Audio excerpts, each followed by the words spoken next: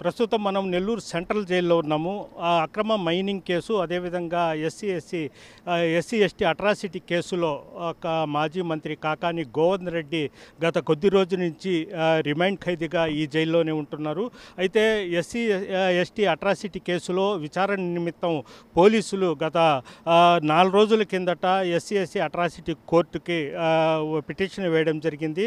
కాకాని గోవర్ధన్ రెడ్డిని తమకు సరెండర్ చేయాలి, విచారణ జరిపించాలని కూడా కోరడం జరిగింది. అయితే కోర్టు 3 రోజుల పాటు అంటే 6వ తేదీ నుంచి 8వ తేదీ వరకు కస్టడీకి అప్పగించడం జరిగింది. మరి కొద్దిసేపట్లోనే కాకాని గోవర్ధన్ రెడ్డిని నెల్లూరు సెంట్రల్ జైల్లో ఉన్న అతన్ని పోలీసు కస్టడీలోకి తీసుకోబోతున్నారు. అంటే ఉదయం 10 గంటలకే ఆయన కస్టడీని తీసుకోవాల్సి ఉంది. అయితే కొన్ని టెక్నికల్ కారణంగా 12 గంటలకు ఆయనకు పోలీసు కస్టడీకి తీసుకోబోతున్నారు. ఆయన్ని ఇక్కడి నుంచి నేరుగా సెంట్రల్ జైలు నుంచి తీసుకొని పోర్టులో విచారణ చేస్తారని కూడా మనకైతే సమాచారం ఉంది. అదేవిధంగా 6వ తేదీ నుంచి 8వ తేదీ వరకు ఆయనకు పోలీస్ కస్టడీలో ఉండి విచారణలు జరిపిస్తారు. అదేవిధంగా 8వ తేదీ సాయంత్రం 5 గంటలకల్లా ఆయన్ని మళ్ళీ కోర్టుకి సరెండర్ చేయాలని కూడా కోర్టు తీర్పు ఇవ్వడం జరిగింది.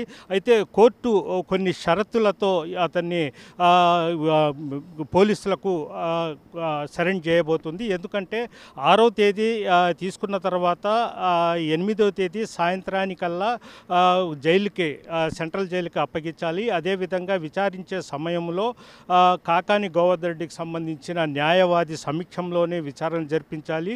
బెదిరింపులు కానీ అదేవిధంగా అరాచ్మెంట్ కానీ చేయరాదని కూడా కోర్టు స్పష్టంగా చెప్పడం జరిగింది. అయితే మరికొద్ది సేపట్లోనే పోలీసులు అతన్ని సరెండర్ చేసుకొని కస్టడీలోకి తీసుకొని నేరుగా కృష్ణపట్నం పోర్టుకి తీసుకుని పోయే అవకాశాలు ఉన్నాయి. అయితే కృష్ణపట్నం పోర్టులోనే ఆయనకు 3 రోజుల పాటు విచారిస్తారని కూడా మనకైతే తెలుస్తుంది. అయితే కాకాని గోవర్ధన్ రెడ్డిని పోలీస్ కస్టడీకి తీసుకుంటున్న సందర్భంగా జైలు పరిసర ప్రాంతాల్లో కూడా పోలీసు భద్రత కూడా ఏర్పాటు చేయడం జరిగింది. అదేవిధంగా కాకాని గోవర్ధన్ రెడ్డిని చూసేందుకు వైఎస్ఆర్సీపీ శ్రేణులు కూడా ఈ ప్రాంతానికి పెద్ద ఎత్తున రావడం జరిగింది. అయితే సెంట్రల్ జైలు పరిసర ప్రాంతాల్లో కూడా పోలీసు భద్రత కూడా ఏర్పాటు చేయడం జరిగింది. అయితే కాకాని గోవర్ధన్ రెడ్డి సెంట్రల్ జైల్లో ఉన్న కాకాని గోవర్ధన్ రెడ్డి 12 లేదా 1 గంట సమయంలో ఆయన పోలీస్ సరెండర్ చేసే అవకాశాలు అయితే ఉన్నాయి. వీడియోని ప్రదీప్తో Gayaz RTV Nellore central jail నుంచి. ఇండియా పాకిస్తాన్ తాజా అప్డేట్స్ కోసం డౌన్లోడ్ చేసుకోండి RTV లైవ్ యాప్.